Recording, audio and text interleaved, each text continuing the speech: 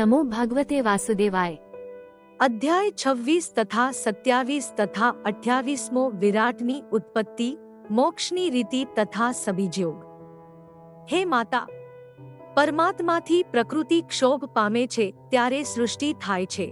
પ્રથમ પ્રકૃતિથી મહત્તત્વ થયું, મહત્તત્વમાંથી અહંકાર થયો, અહંકારથી મન, ઇન્દ્રિયો અને મહાભૂતો થયા, મહદાદિ તમાથી વિરાટ પુરુષ થયા। તેમાં પરમાત્માએ પ્રવેશ કર્યો ત્યારે તે વિરાટનું દેહ ઊભું થઈ શક્યું। એ પરમાત્માને જ્ઞાન, વૈરાગ્ય અને ભક્તિથી શરીરમાં ખોડીને તેનું ચિંતન કરવું। ભગવાન કહે છે, હે માતા, દેહમાં રહેલો આત્મા વિકારે રહિત છે, અકર્તા છે। દેહના સુખ દુઃખ આત્માને નથી। સૂર્યનું પ્રતિબિંબ જળમાં હોય છે, તે જળ હાલે ચાલે છે, તે ભેળું પ્રતિબિંબ હાલતું ચાલતું નથી।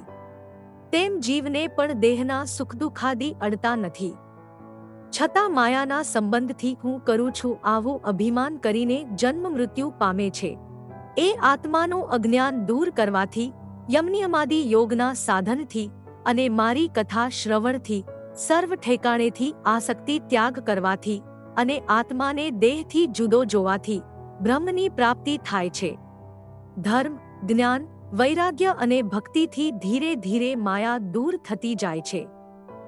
મારો ભક્ત અષ્ટ સિદ્ધિઓનો પણ ત્યાગ કરીને મારે વિશે આસક્ત મનવાળો થાય છે, ત્યારે મોક્ષ ગતિને પામે છે। હે માતા, નિર્ગુણ બ્રહ્મનું ધ્યાન કરવા રૂપ નિર્બીજ યોગ કઠિન છે, તેથી સગુણ બ્રહ્મનું ધ્યાન કરવા રૂપ સબીજ યોગનું લક્ષણ કહું છું। ધર્મનું પાલન કરવું, દૈવેચ્છાથી જે મળે તેમાં સંતોષ રાખવો, અહિંસા, સત્ય, અસ્તેય, મૌન, બ્રહ્મચર્ય, તપ, પ્રાણાયામ અને ધારણાદિથી મનને સ્થિર કરવું, શ્વાસને જીતીને મનને શુદ્ધ કરવું। મન સ્થિર થયા પછી યોગીએ સર્વ વસ્ત્રાભૂષણો સહિત ભગવાનની મૂર્તિનું ધ્યાન કરવું, પછી એક એક અંગનું ધ્યાન કરવું। આ રીતે ધ્યાન કરતા યોગી શ્રીહરિમાં ભક્તિ અને પ્રેમ વધવાથી આનંદ મગ્ન થઈને દેહનું ભાન ભૂલી જાય છે અને જીવનમુક્ત થાય છે। હાલવા ચાલવાની ક્રિયા પણ નથી કરી શકતો, કેવળ પ્રારબ્ધ કર્મ હોય ત્યાં સુધી દેહને રાખે છે।